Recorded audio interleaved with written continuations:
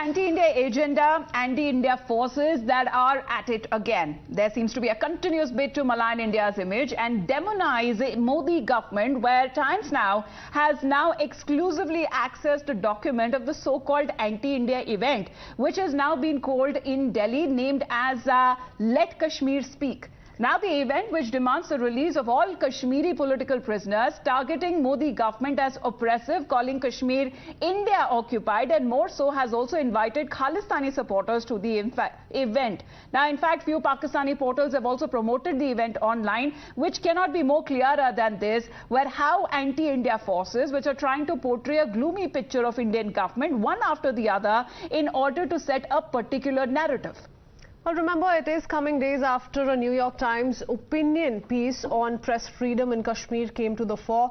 The opinion piece was titled "Modi's Final Assault on India's Press Freedom Has Begun." Previous to that, BBC also released a documentary targeting Prime Minister Modi. All these patterns raise one question: if it is an anti-India template that is being run worldwide to malign our country.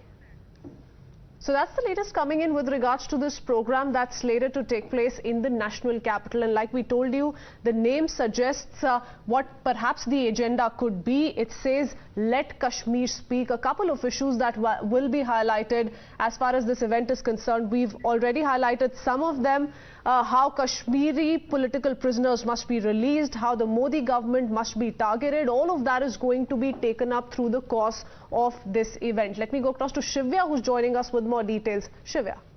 So, as far as this event is concerned, it is not just an event, but rather, if we have to speak about the bigger picture, it's more of a conspiracy which clearly highlights the anti-India plot. Because let's have a look at the invite and the event PDF which we have accessed.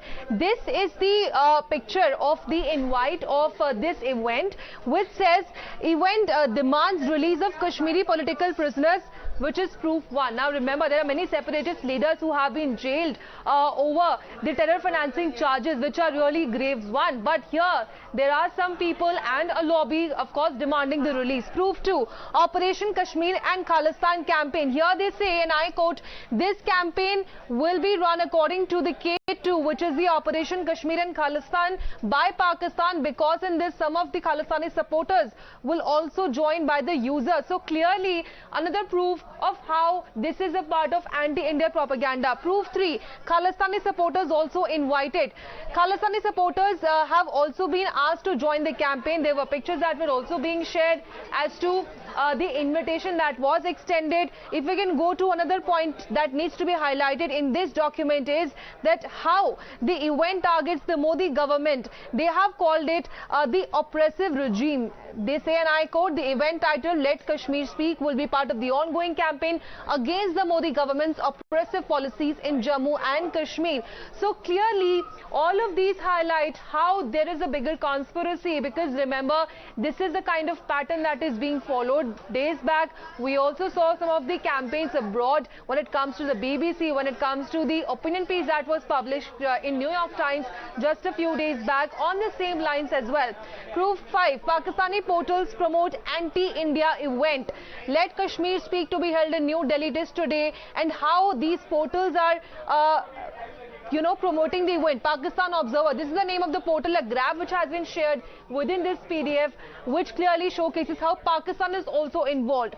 Another pointer which needs to be highlighted is that how there is a bid to defame India and Kashmir. Now here, if you can see, it says top places being talked about. They have topped the Kashmir, then Bharat, Delhi, and here it is Pakistan. It clearly tells us how the differentiation has been made when it comes to India and Pakistan, and how at the top, while they have mentioned Kashmir, there is a clear bid to defame or malign India.